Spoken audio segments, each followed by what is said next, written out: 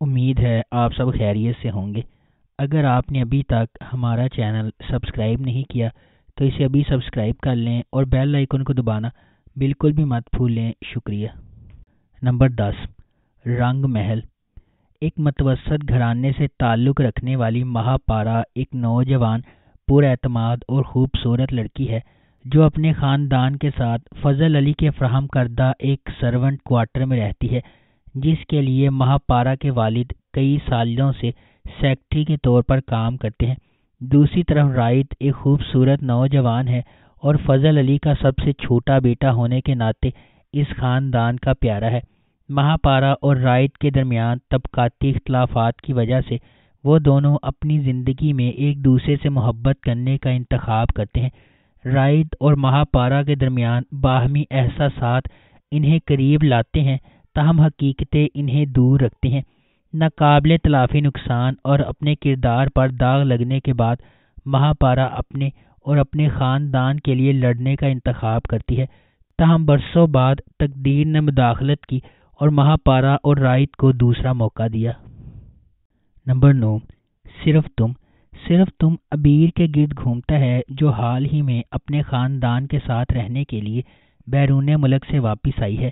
زندگی کے بارے میں عبیر کا نقطہ نظر اور اس کی ترجیحات اس کے خاندان سے بالکل مختلف ہیں، جو ان کے درمیان تنازعات کا سبب بنتی ہے۔ اس کے کزن حنان اور حمزہ بھی اسی خاندان کا حصہ ہے۔ حمزہ ایک باغی اور غیر روایتی شخص ہے جو بغیر کسی ذمہ داری یا پابندی کے زندگی گزارنے کے خواب دیکھتا ہے۔ اس کے برعکس حنان ایک بالغ اور سمجھدار آدمی ہے جو محبت اور رشتوں پر یقین رکھتا ہے۔ واقعات کے ایک سلسلے کے بعد عبیر اور حمزہ شادی کرنے والے ہیں، تاہم حمزہ کے نامناسب مطالبات اور عبیر کے ساتھ غیر معقول رویہ اسے شادی سے پیچھے ہٹانے کا سبب بنتا ہے۔ اس سے خاندان میں افراتفری پیدا ہوتی ہے اور حمزہ اور عبیر کے درمیان تناؤ پیدا ہوتا ہے۔ نمبر 8، مشکل۔ مشکل دو بہترین دوستوں سمین اور حریم کے درمیان دوستی کی پیروی کرتی ہے، جس کا امتحان اس وقت ہوتا ہے جب وہ مشکلات کا سامنا کرتی ہیں۔ ایک عاجزانہ پس منظر سے تعلق رکھنے والی سمین ایک نوجوان اور بھولی بھالی لڑکی ہے جو اپنے خاندانی اقدار کو سمجھتی اور ان کا احترام کرتی ہے۔ یونیورسٹی میں اکٹھے پڑھتے ہوئے سمین اور حریم ایک دوسرے کے رازدار ہیں۔ حریم اپنے ایک ساتھی فراز سے یک طرفہ محبت کرتی ہے جو ایک خوبصورت نوجوان ہے، تاہم وہ حریم کے جذبات سے بے خبر ہے۔ معاملات حیران کن موڑ لیتے ہیں جب حریم کے خاندان کا ایک زبردست فیصلہ اور فراز کو جیتنے کا اس کا جنون کئی غلط فہمیوں کا باعث بنتا ہے۔ سمین کے اپنے بہترین دوست کی مدد کرنے کے ارادے اسے مزید مصیبت میں لے جاتے ہیں، جہاں اسے اپنی عزت بچانے کے لیے چھوڑ دیا جاتا ہے۔ نمبر 7، دل آویز۔ یہ دل آویز نامی ایک نوجوان لڑکی کی کہانی ہے جو باپ کے گھر میں رہنے کے باوجود یتیم جیسا سلوک رکھتی ہے اور پیار اور دیکھ بھال سے محروم ہے۔ دل آویز کے والد شہاب الدین ایک بااثر اور امیر تاجر ہیں جو اپنی ماں کے ماضی کی وجہ سے اپنے پہلوٹھے دل آویز سے دوری رکھتے ہیں۔ حالات اس وقت غیر متوقع موڑ لیتے ہیں جب ایک خوبصورت نوجوان سکندر دل آویز کی زندگی میں داخل ہوتا ہے اور ایک بار پھر اس سے توقع کی جاتی ہے کہ وہ اپنے خاندان کی عزت اور آبرو کو بچانے کے لیے سمجھوتا کر کے خود کو قربان کر دے گی۔ ساری زندگی باہر کی طرح رہنے کے باوجود کیا دل آویز ایک اور قربانی دے پائے گی؟ کیا تمام مظالم کے بعد بھی دل آویز گھر میں عزت حاصل کر سکے گی؟ نمبر 6، وہ پاگل سی۔ وہ پاگل سی سارا نامی ایک لڑکی کی کہانی ہے جسے اپنے والد احسن کی دوسری بیوی شازمہ کے ساتھ ایڈجسٹ کرنے میں دشواری کا سامنا ہے۔ شازمہ نے پیسوں کے لیے احسن سے شادی کی ہے۔ پلاٹ ایک دلچسپ موڑ لیتا ہے جب وہ اپنے عاشق وحاج کا تعارف احسن سے کرواتی ہے اور اسے وحاج کی سارا سے شادی کرنے پر راضی کرتی ہے۔ نمبر 5، سیانی۔ ایک نچلے متوسط گھرانے سے تعلق رکھنے والی کرن ایک خود غرض اور مغرور لڑکی ہے جو اپنے طریقوں کو درست کر کے اور شارٹ کٹ اختیار کر کے طرز زندگی حاصل کرنے کی خواہش رکھتی ہے۔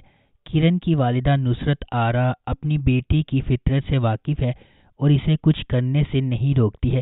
اس کے برعکس اجالا ایک خوش اخلاق اور خوبصورت لڑکی ہے جو کرن کے خاندان کے ساتھ رہتی ہے اور خود مختار بننے کی کوشش کرتی ہے۔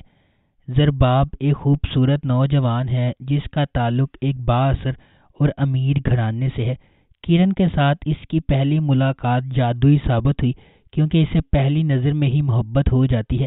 کرن اسے زندگی میں آگے بڑھنے کے راستے کے طور پر دیکھتی ہے اور زرباب کے گرد جھوٹ اور فریب کا جال بناتی ہے۔ دوسری طرف اجالا محبت اور ادھورے خوابوں سے محروم زندگی گزارنے پر مجبور ہے جب تک کہ وہ زہیب سے ملاقات نہ کرے جو اس کا واحد خیر خواہ نکلتا ہے۔ نمبر 4، بیٹیاں۔ بیٹیاں ایک پیارے باپ لائق احمد کی کہانی ہے جو اپنی 5 بیٹیوں کی محبت کے لیے بے پناہ مشکلات سے گزر رہا ہے۔ اس کے ماں اور طلاق یافتہ بہن کی پیدا کردہ مشکلات کے علاوہ اسے معاشرے کی گندگی سے بھی نمٹنا پڑتا ہے۔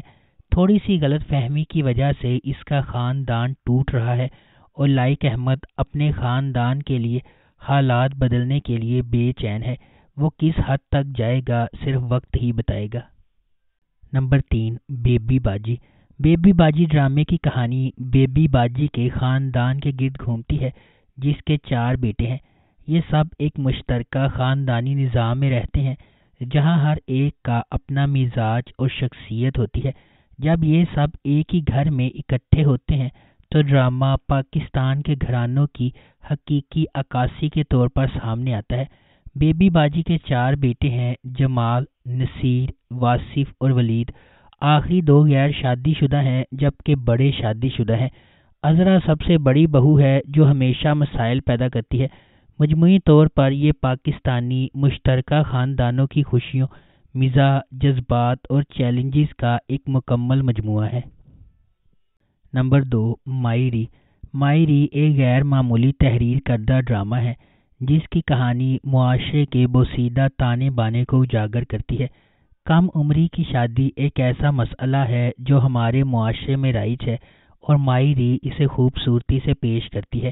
اینی ایک 15 سالہ خوش مزاج اسکول کی لڑکی ہے جو اپنے چچا کی مرضی کی وجہ سے اپنے کم عمر کزن سے شادی کرنے پر مجبور ہے۔ جیسے جیسے ڈرامہ آگے بڑھے گا ناظرین بچپن کی شادیوں کے خطرناک نتائج دیکھیں گے جو معصوم بچپن کو ہمیشہ کے لیے تباہ کر سکتے ہیں۔ بچپن ایک ایسی چیز ہے جس کی حفاظت کی جائے۔ ایک بار آپ جب اس سے باہر جاتے ہیں آپ اسے ہمیشہ کے لیے کھو دیتے ہیں۔ پہلے بچوں کو کھلنے دو۔ نمبر 1، کلندر۔ کلندر ایک لڑکی کے اپنے خدا اور اس کے فیصلوں پر پختہ یقین کی کہانی ہے جبکہ باقی دنیا اسے تکلیف پہنچاتی، بدنام کرتی اور چیلنج کرتی رہتی ہے۔ درِ عدن ایک نوجوان اور معصوم لڑکی ہے جو اپنے چچا اور خالہ کی دیکھ بھال میں پروان چڑھی ہے۔ کم عمری میں یتیم ہونے کے باوجود درِ عدن اپنے چیلنجز اور مشکلات کے بارے میں شکایت نہیں کرتی۔ اس کے برعکس تبریز ایک خوبصورت نوجوان ہے جو زندگی میں عظیم چیزیں حاصل کرنے کی خواہش رکھتا ہے۔ اسی محلے میں رہتے ہوئے تبریز کے والدین نے اس کے لیے ایک جیون ساتھی کے طور پر درِ عدن کو مناسب پایا۔ تاہم تبریز کی زندگی میں ایک حیران کن موڑ آتا ہے جب ایک امیر گھرانے سے تعلق رکھنے والی سنبل اس سے محبت کرتی ہے۔ اپنے مستقبل کو مالی طور پر محفوظ بنانے کی کوششوں میں تبریز اس تحفے کو بھول جاتا ہے جو اسے دنیا اور آخرت کے لیے درِ عدن کی صورت میں دیا گیا تھا۔ اگر آپ کو ہماری یہ ویڈیو پسند آئی ہے تو اسے لائک کریں، شیئر کریں اور ہمارے چینل کو سبسکرائب کرنا بالکل بھی مت بھولیں۔ شکریہ۔